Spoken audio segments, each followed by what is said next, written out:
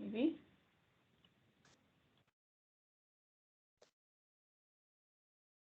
There we go. Okay, so this meeting is being recorded. I'm going to put in the chat box right now the link to the YouTube channel where these recordings are going.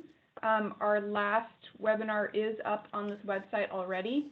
And just a friendly reminder that this YouTube channel is not a county official YouTube channel. So this is just where we house all of these webinars because it's the easiest place to put them, quite honestly. So this is the link where all of the recordings will go. So you have that. Okay. Yeah. So let's just jump right in and start talking about vaccines. Let me mute a couple folks here. Please go ahead and mute yourself if you have not done that. There we go. Okay. So vaccines. Again, I know that this has been potentially a frustrating process for many of you, and we understand how crazy this has been. So just know that, a lot of your frustrations, we experience as well. So first thing I'm going to start with is how to register. So for anyone who has not registered for their vaccine, I'm going to show you how to do that. Let me share my screen.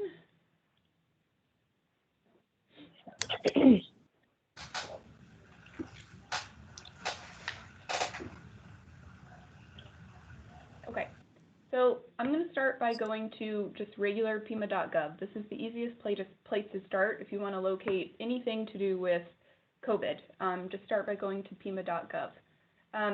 Also, just another thing to note, if you're trying to find our Back to School and Childcare website, it's right here on this little tab on the right. So I do recommend bookmarking that page. But for now, what we want to do is find COVID vaccine information.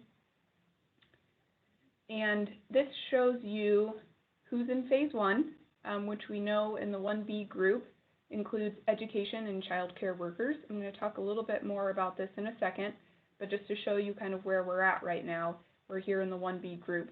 This page also has some information, frequently asked questions on who is eligible in the 1B group, and then this tab at the bottom here will take you to some more frequently asked questions. But what we want to do right now is get to registration for priority phase 1B.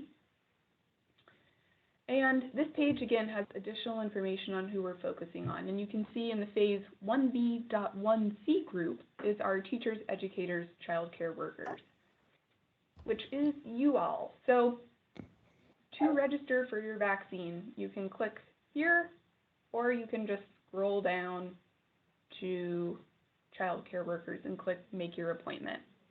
So I understand that this might be slightly misleading in that we say make your appointment and it takes you to a survey where you fill out some additional information and you don't actually make an appointment for your vaccine at the end of this process yet. So what we're trying to do right now is collect information on everyone who's interested in getting a vaccine within the 1B group. So if that's you and you haven't already done this, click the make your appointment button and it will take you to this survey, which I'm not going to fill out the whole thing because if I fill it out, they're going to think that I need to get a vaccine and I'm not a child care provider, so I don't want to do that, but I'm just going to show you what it looks like. And this can be toggled between English and Spanish, so if you or any of your staff need this form in Spanish, you can just click this button and it will portray the survey in English or Spanish. Oh, geez. Okay. So this is what it looks like. Again, I'm not going to fill this out, but this is the vaccine interest form that you do need to complete if you are a child care provider and you're interested in getting the vaccine. So a couple things to note, again, if you haven't already filled this out, you'll just put in your information here. You do need to have an email address, phone number. If your home phone number and your cell phone number are the same thing, if you don't have a home phone number, just put the same number in for both of these. This last 4 digits of your social security number is not required, so you don't need to put that number in if you're not comfortable doing that. Again, I'm not going to go through this whole thing because I don't want it to submit, but on the next page it will ask you, do you work in any of the following occupations in Pima County? It's a drop-down menu and there's occupations there that you can choose from. You will select childcare for that option. It also asks you for your employer to please type in the name of the child care facility you work for, or if you're an in-home provider, just type in the name of that business. It'll also ask you for your occupation. So you can put in there child care provider, you can put in director, you can put in janitor, whatever it is that you do in the child care setting, you can put that in there. The easiest option is just to type in child care provider. So when you complete this form, as you might have noticed, right, it does not give you an option to make an appointment right now. The purpose of that is that we don't have that many appointments available right now. So again, this is a vaccine interest form, and it will give you, when you've completed it, it'll give you a little message at the end that essentially just lets you know that you've completed your interest form and to wait for an additional response about actually making an appointment. So appointments will be made through TMC MyChart. If you are already a patient at TMC, then you likely already have a login for TMC MyChart. You do not have to be a patient of TMC. We're just utilizing TMC MyChart system in order to have people make appointments to get their vaccine. So if you've completed this form, then that's all you need to do right now, is to just sit tight and wait until you get an additional email about setting up an account with TMC MyChart to make your appointment. If you have completed this form, then you should have also gotten another email from Pima County. It will look something like this. Again, this is just confirming that you completed that form on our website. And if you'll notice here, due to high demand and a limited number of vaccines, it may take up to a week or more before you will receive the email to create a MyChart account. So I know we've been getting a lot of questions about, I submitted my form, how long is it going to take for me to get additional information about making my appointment? I don't have an exact date for that right now, and I know that's been a big question. So just know that it might take some time. And I've mentioned this a lot before, that the 1B group is very, very large, hundreds of thousands of people large, and we don't have that many vaccines. So we're going to have to be patient, and I know that is tough right now. So I'm going to stop for just a minute and take a look at the chat box, see if I've missed anything here.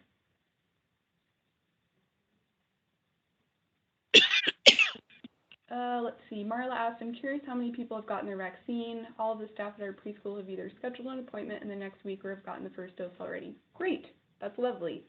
If you're wanting to know total number of people in Pima County who've gotten their vaccine, I believe that information is on our website.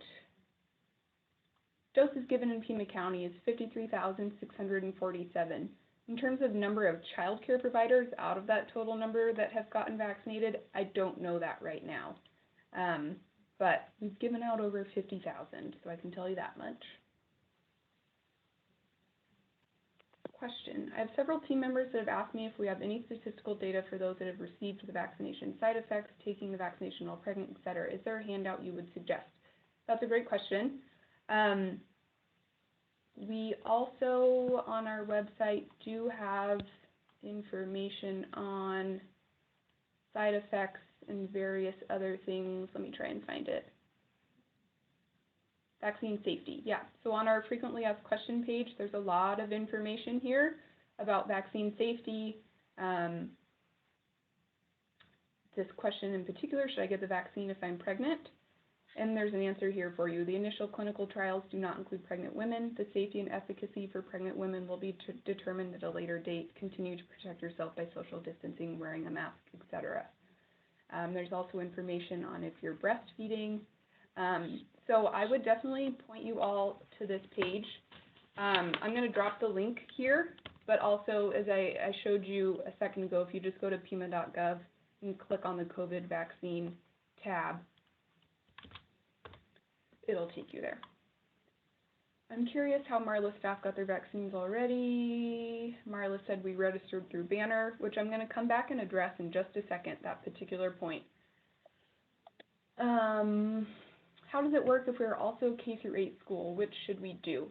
Robin, good question, and this has come up quite a bit too. If you or the point person at your K-8 school has been working with Brian Eller and his team, the K-12 process is different than what we're doing to registered child care providers.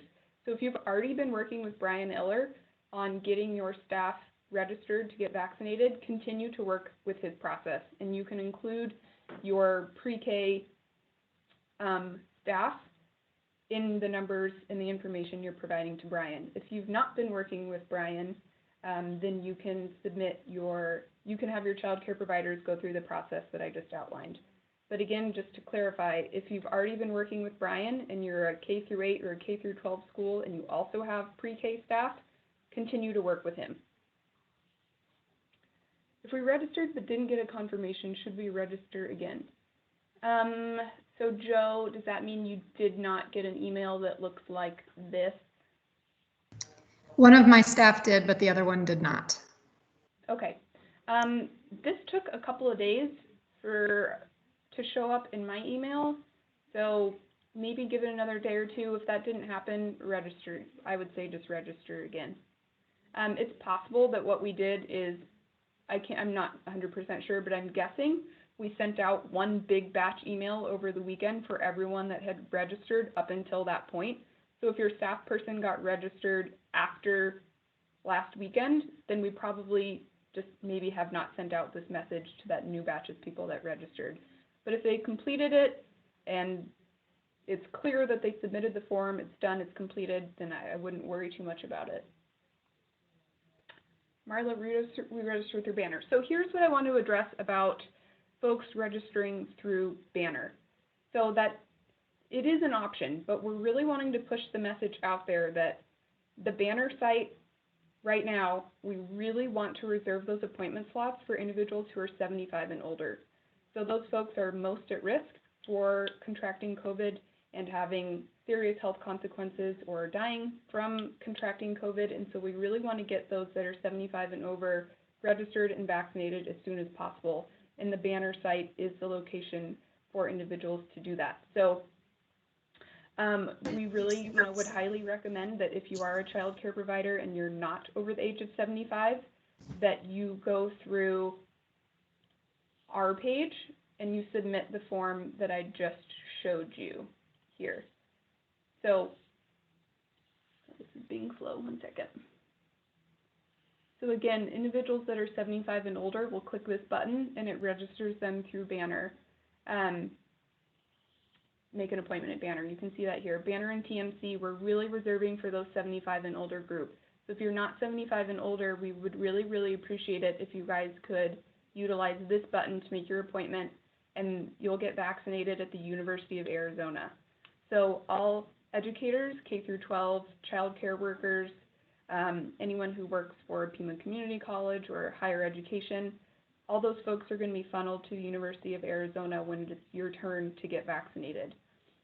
So that's my kind of plug about the Banner situation, is that clearly it has worked and you've gotten your appointment to get your vaccine, which is great. We want everyone to get vaccinated, but we really would like the 75 and older folks to get them first. So that's my little thing about that. Okay. Robin, great. You've been working with Brian, then you're good to go. Our staff registered through Banner also. Appointments are scheduled starting next week. Okay, so great. I'm glad that you guys are getting vaccinated, but just moving forward, we'd love for folks to leave those appointments at Banner open. Jenny, yeah, good question. If anyone else has registered at Banner, we can take like a little informal poll here. I would be interested to know. But if you've already made your appointment, great, you've already made your appointment. I certainly wouldn't ask you to rescind, your appointment at this time. Just know that if any of your staff or anyone's asking, what should I do to make my appointment, and if they're a child care provider, we would really love for them to go through this link on our website, the form, rather than registering through Banner. How long after you've had COVID can you get the vaccine? Good question. So what we know right now is that individuals who have already had COVID, they appear to have an immunity for up to 90 days, 3 months, 90 days. So we want everyone to get vaccinated. That includes people who've had COVID. So we definitely, if you've had COVID, we still recommend that you do get the vaccine. But just know that 90 days after getting COVID, you should have some immunity still. So if there's any way where you can forego getting your vaccine for that 90-day period so other folks who are more vulnerable can get their vaccine ahead of you, that would be a very generous thing to consider. But, you know, that's totally your call. If you want to get your vaccine now, you certainly can. Just know that 90 days, 3 months is what the studies seem to be showing is the immunity period for anyone who's had COVID. Okay. Any other questions? Here we go. I'm curious because I've read about a vaccine shortage and wonder if I should encourage the team at our school to go through Banner so that they are protected since they are with children every day. So yes, Jenny, I understand where you're coming from there.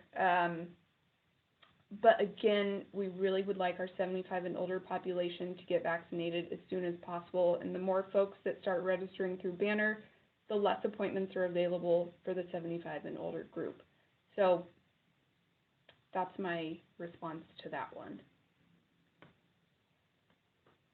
Any other questions at this point?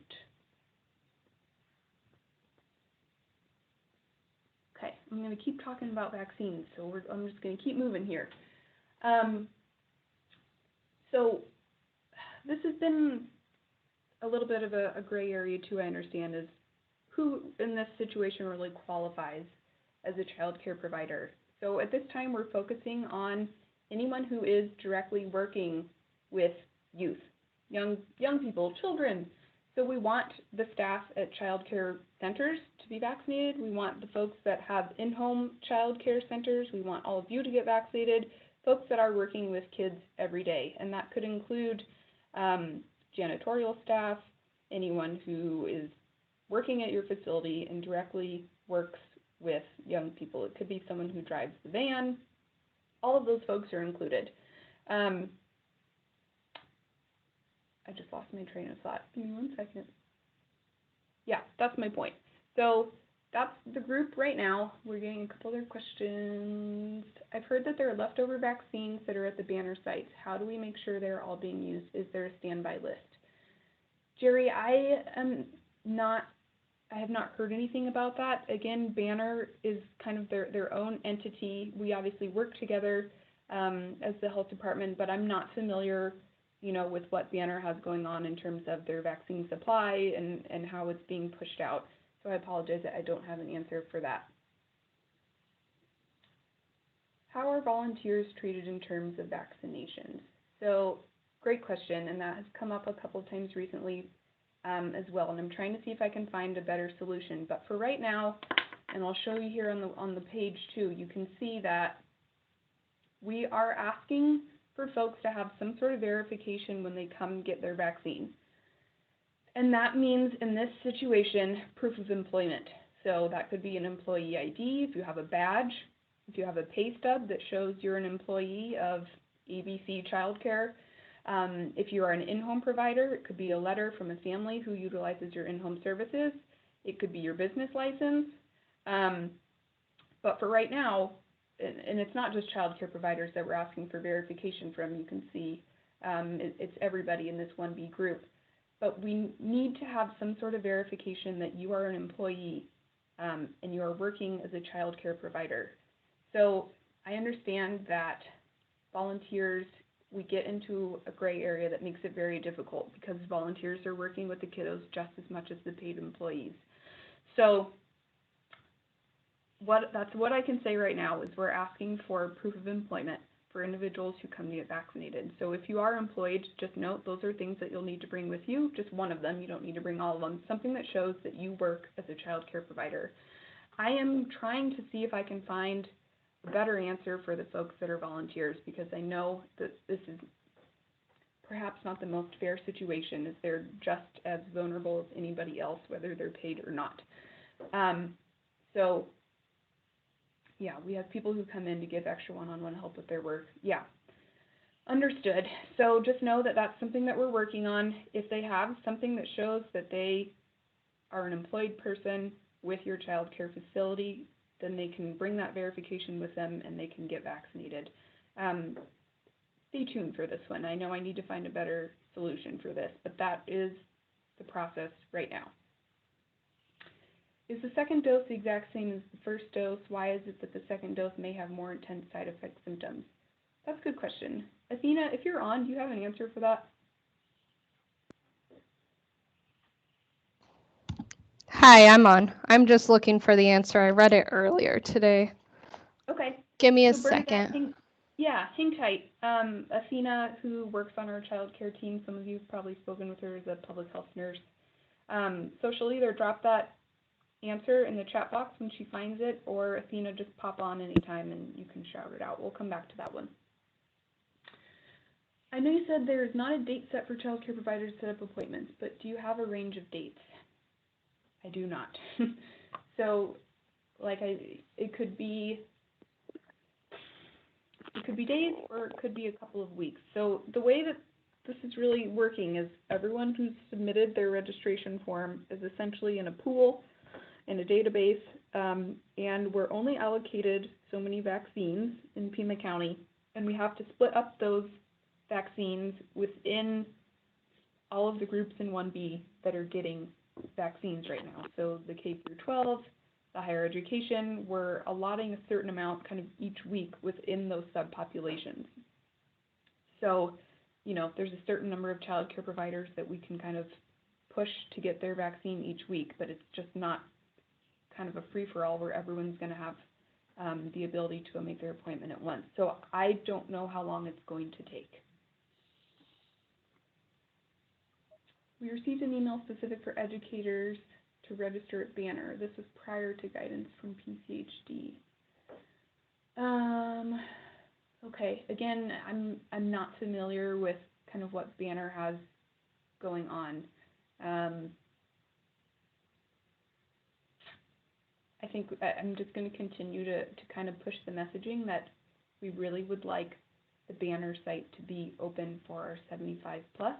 If you've utilized that link and you're able to get an appointment, you know, then that's great.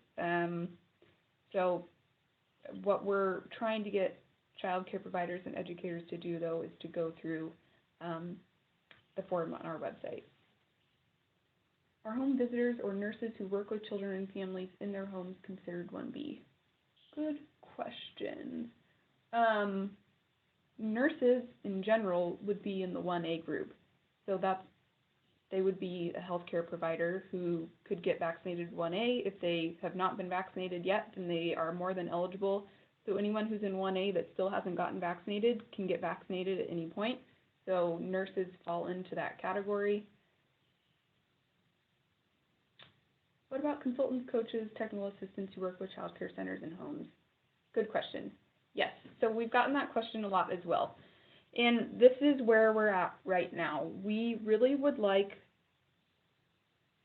child care providers who are working directly with children to get vaccinated first. So if you are a consultant, coach, technical assistant, and you're not working directly with children right now, we would ask that you just continue to hang tight and allow the child care providers that are working directly with youth to get vaccinated first. So that, again, is going to take some time. So I'm not saying you need to wait 6 or 8 months, but we just need a couple of weeks, hopefully 2 to 3 weeks, to let this system kind of work itself out. So if you guys haven't noticed, it's been incredibly challenging to set up the logistics of registering many thousands of people and then getting them vaccinated. There's only so many sites, and there's only so many vaccines, and there's only so many appointments available. So that is my ask right now, is that we try and get the folks that are working directly with children vaccinated first. And if you are folks in one of those additional categories, consultants, coaches, technical assistants, etc., you should still be eligible in 1B. We just would like 2 weeks or so to figure out some additional messaging for you specifically and when you can get vaccinated. So if you can just bear with us for another 2 weeks or so, again, while we kind of work out the kinks and get those directly working with youth vaccinated as quickly as possible, then we will circle back around with your subpopulation and figure out the best next course of action. So just know that, yes, you can get vaccinated 1B. If you could just bear with us while we get through some of these other folks, we would really appreciate it. And yes, Banner is open for anyone in B. That's correct. So again, though, we're just asking to try and reserve as many appointments as we can at Banner for the 75 plus. But you're correct, it is open for anyone in 1B. Okay. So we kind of covered what do I bring when I get my vaccine. Athena's still looking for that other question. We answered what if you've already had COVID. Okay. Athena, do you want to talk about side effects now and also maybe answer that other question, or do you want me to circle back to you still? I'm still looking on why the second dose might have more intense side effects. I did read that it's more frequent that the side effects are severe following the second dose and among younger people compared to older people, but I'm still not finding an answer on why. Okay. Do you maybe just want to quickly address some of the basic information about side effects and what those look like? Yeah, I can do that. Let's see.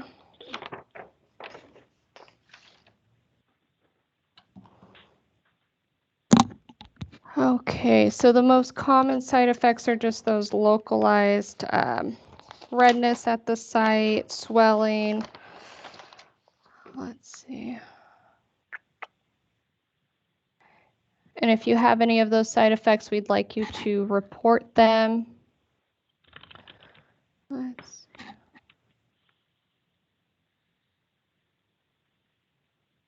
Give me just a second to pull them up here.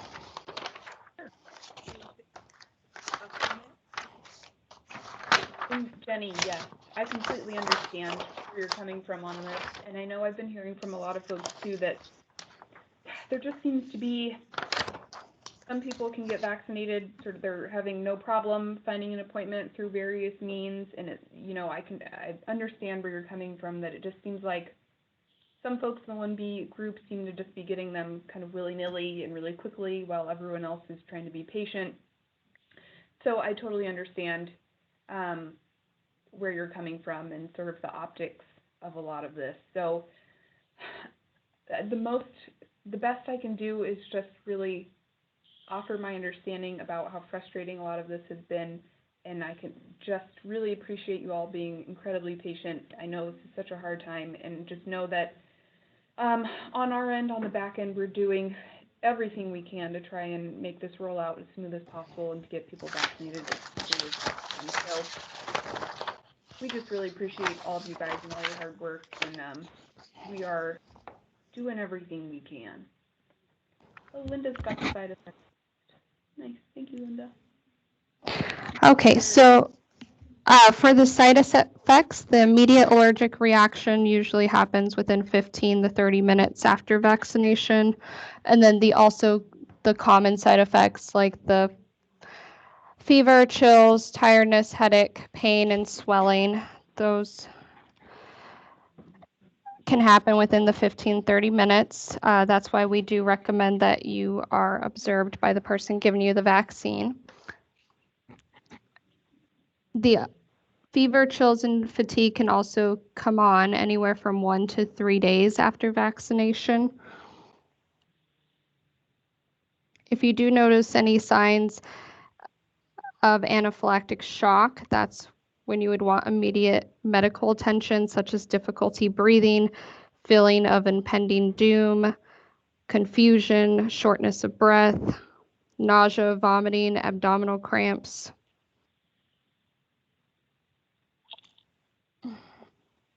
Do we have any questions about the side effects? Levon asked if you could put the side effect list in the chat box. So Athena, I'm not sure if you've got a link that you're working off of, but if you could maybe just drop that in the chat box. Yeah, I'll go ahead and do that. Thank you. Let's see, Peggy, do you have to wait on site for a specific amount of time after you get the shot? So I know Banner for sure, once you get your vaccine, they'll have you sit and wait for 15 minutes before you go. I'm assuming that's also the case at the other pod sites, but I can't confirm for certain, but 15 minutes.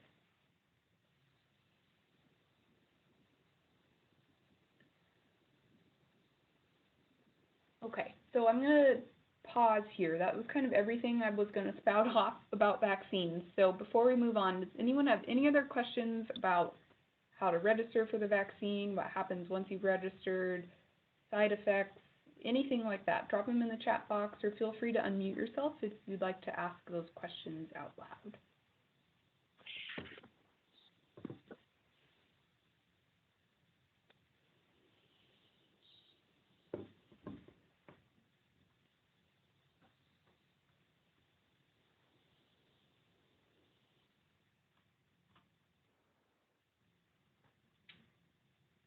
Okay, we're all set?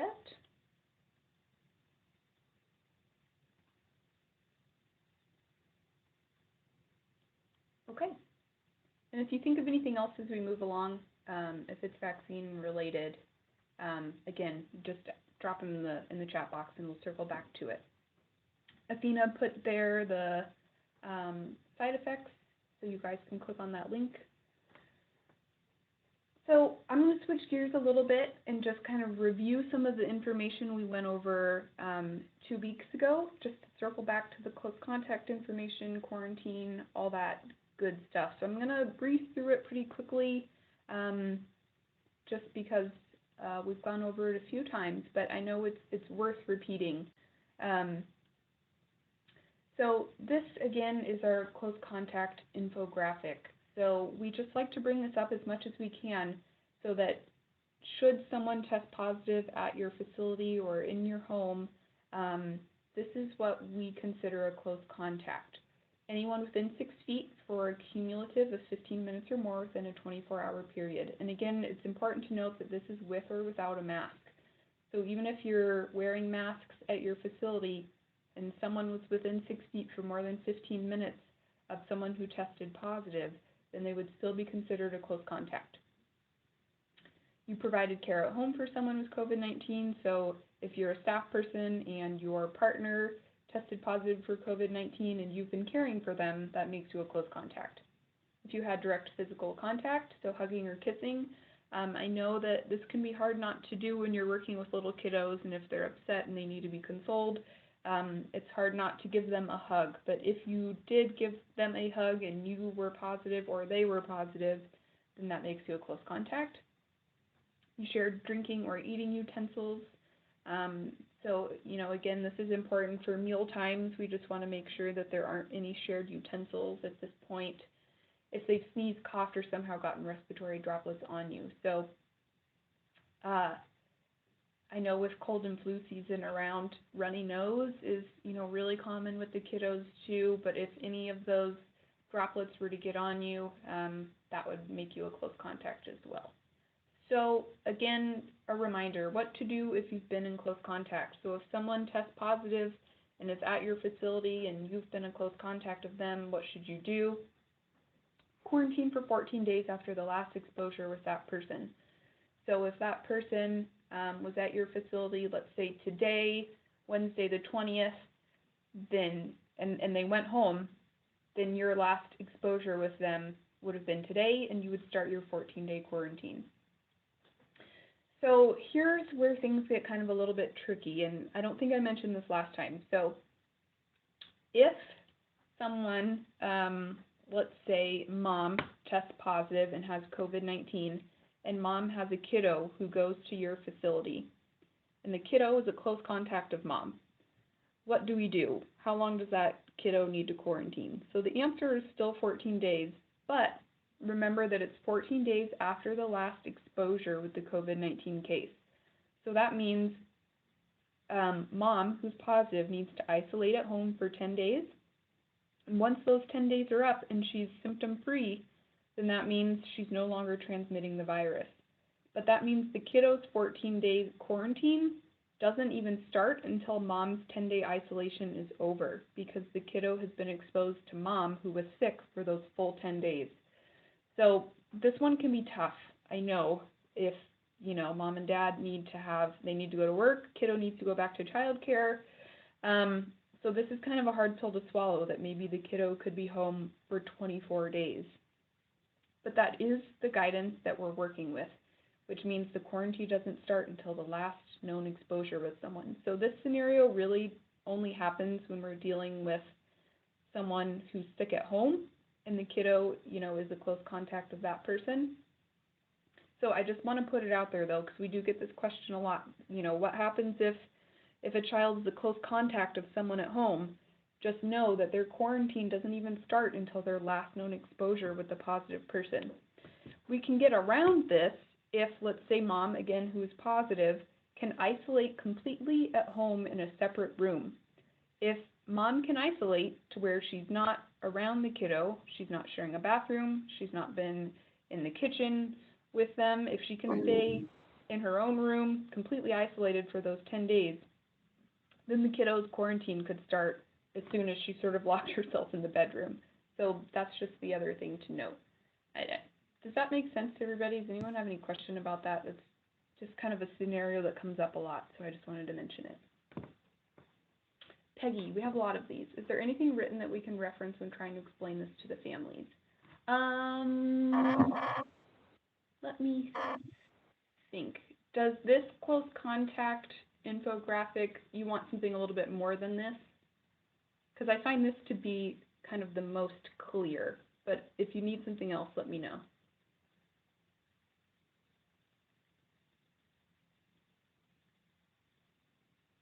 Something that explains the 24 days to them. Okay, let me make a note of that. And I'll either put something together or see if we might already have something that explains that. I just don't have it on hand. So I'll look for that and I'll send it out. Thanks, Peggy.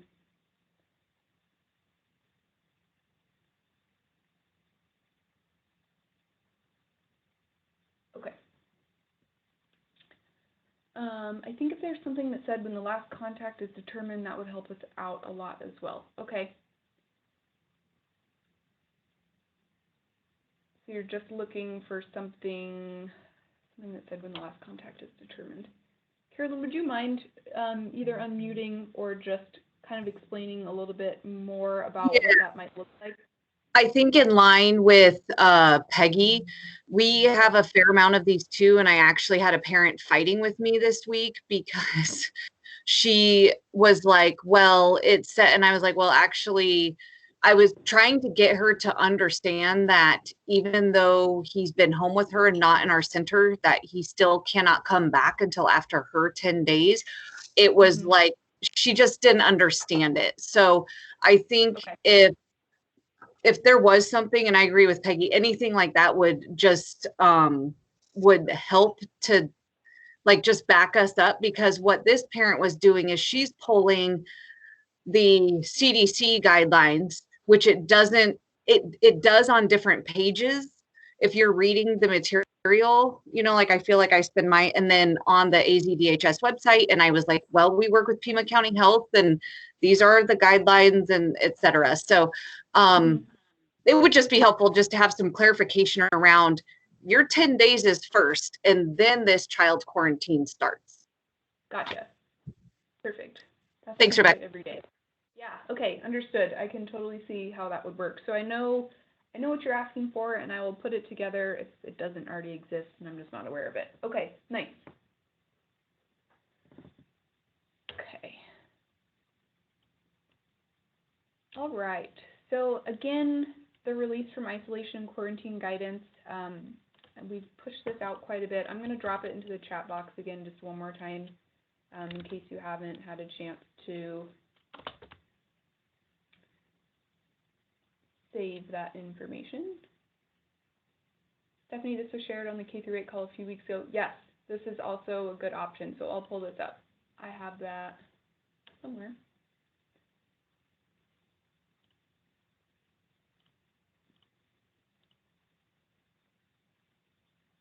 This guy, yeah.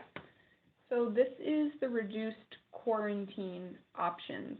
And I think what we can do is I'll create, or I'll ask the folks who made this infographic to create something very similar to this calendar looking graphic at the top for the 24-day scenario. So Carolyn and Peggy, if that seems like it would be useful to put it in the format where you've got sort of this calendar showing when the 10-day isolation ends and then when the 14-day quarantine starts after that. I can put something together that looks like this.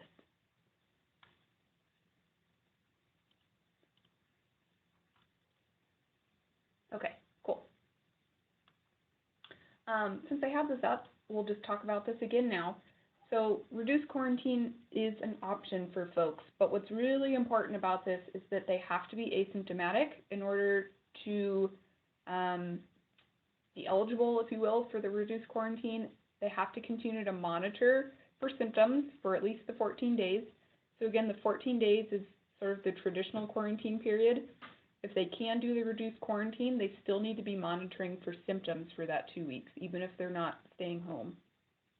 And they need to be continuing to follow all mitigation recommendations, so wearing face masks, social distancing, and proper hand washing.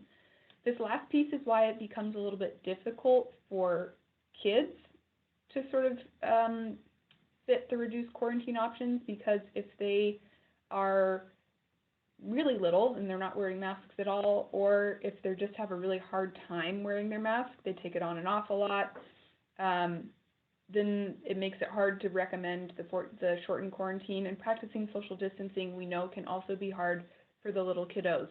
So just keep that in mind, that reduced quarantine is an option, but these things at the bottom have to be met in order for them to do one of these options. But if these things are met, then you can potentially end your quarantine after day 10 if you are asymptomatic and you didn't get tested, so you just know that you were exposed, but you decided you didn't want to get tested, so you just waited out the 10 days, then you're good to go. It can end even shorter after day 7 if you did get tested and it's negative and you still don't have any symptoms. So just note that the test must be taken within 48 hours before the time of planned shortened quarantine, and quarantine cannot be discontinued earlier than day 7. So you can see that getting a test on day 5, for example, is kind of the sweet spot, for this situation. Let me just stop here and check the chat box, make sure I didn't miss anything.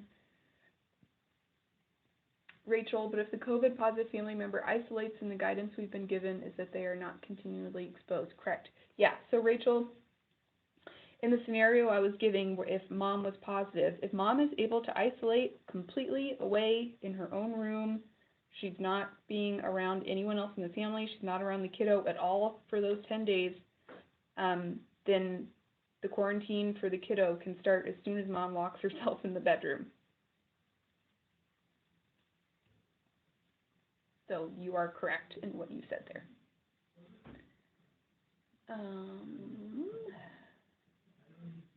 Levon, if one of my employees gets the vaccination and then shows symptoms, would they need to follow the quarantine guidelines? How would that impact close contact? Ooh, good question. Athena or Diane, has anyone gotten that question and given an answer yet? That's a good question. It's a good question. I haven't been asked that before, but we'll do some research. Okay.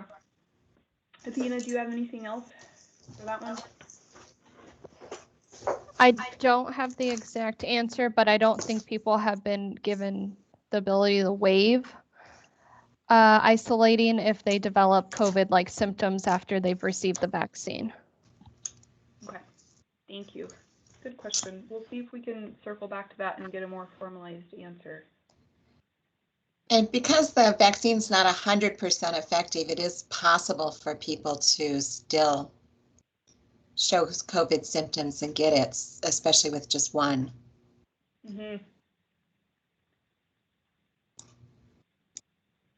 Rachel, there's an email sent out today with the differences between vaccination symptoms and COVID symptoms. Nice. If you have that information, then it's easy for you to share it with the group. I'd love to see it, or you can email it to me, and I can always push that information out too.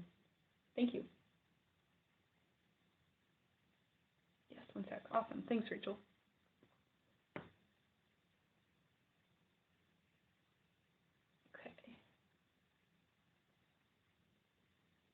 Okay. So that is our isolation quarantine review. Any other questions on that? Do you have any scenarios that have come up in your facilities that you'd like some help with? I think we've kind of covered the ones that I've heard that tend to come up a lot is usually a family member at home is sick and the kiddo is exposed, then what do we do? Those kinds of things. But if you have others that you'd like questions answered on, feel free to ask them now.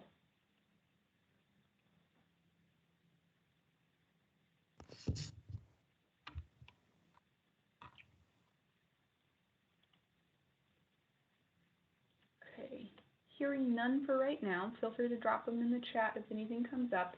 I'm just going to quickly go over the reporting process one more time if you have positive cases, how you can go about doing that.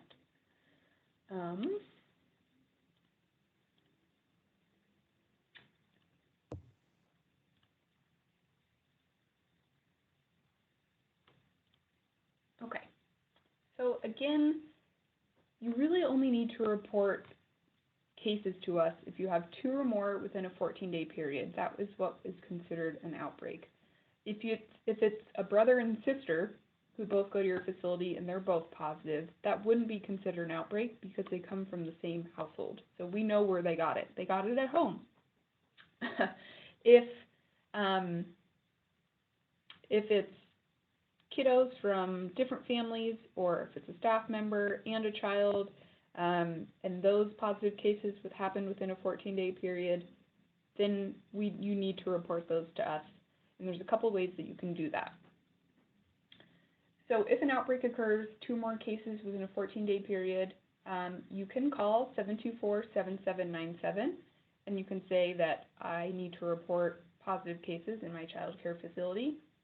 You can call me directly, which I will put my contact information in here again. You can call me directly at that number, or you can go to our website and you can submit a form saying that you have positive cases to report. If you call the 724-7797 number, this is our EPI line.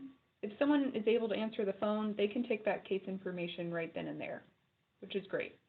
If you get a voicemail, you can just leave a voicemail saying, I'm Rebecca from so-and-so childcare, I have positive cases to report, and leave your phone number and we'll get back to you.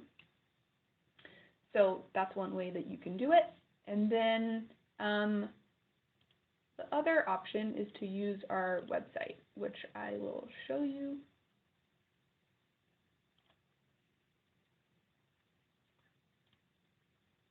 Oops, wrong screen. 1 second.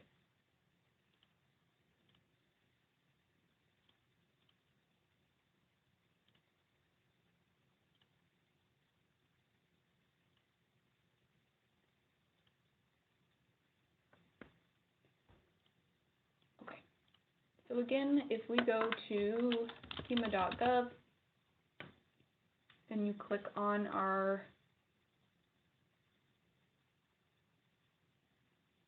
Back to School and Childcare button, you can click Childcare Providers Report a Case. And you complete this information with your name, contact information, or whoever from your facility is reporting the case. Whoever you want us to call back, put their information here.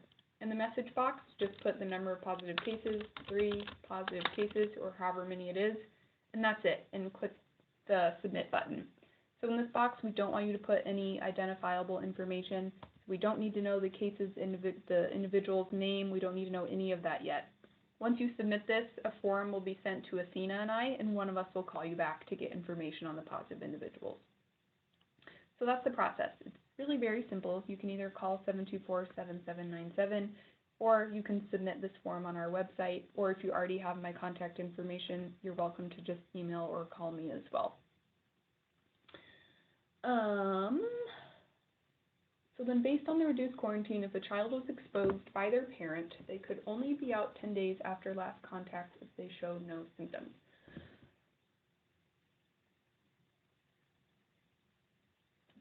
That is true, Christine, if the parent that's positive is able to completely isolate as soon as they know that they're positive. So that kind of goes back to that longer 24-day scenario where even with the reduced quarantine options, quarantine can't begin until last known exposure. So if mom who's positive is not able to isolate away from the kiddo, mom still needs to isolate for 10 days, then the kiddo's quarantine starts at the end of the 10 days. They could, if they meet those other criteria, they're wearing a mask, they're social distancing and all those things, if they meet the criteria for reduced quarantine, then they could potentially quarantine for only 10 days instead of 14. But the quarantine still can't start until their last known exposure with a positive person. Does that make sense? And yes, you're right, they have to be asymptomatic in order to meet the criteria for reduced quarantine. Thank you. Okay, Rachel, yay. And also talks about why the second dose has stronger side effects. Lovely. I don't know if I'll be able to continue talking and also upload this Word doc at the same time, but if I'm not able to do it, I will send it out to everybody. I'm not sure I'm that good at multitasking. So we're pretty much at the end of our time here. So I've kind of gotten through everything I wanted to review. So I'm just going to leave it open now for any questions about vaccines or anything else. And then I'm going to try and put Rachel's information in the chat box while we just kind of wait. So if you have gotten all your questions answered, you need to jump off, please feel free to do so at this time.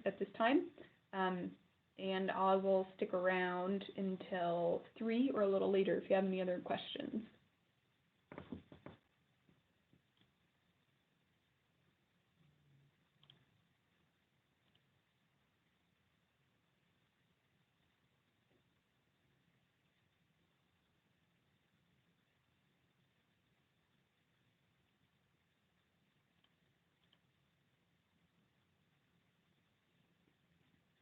And I'm going to stop recording at this point.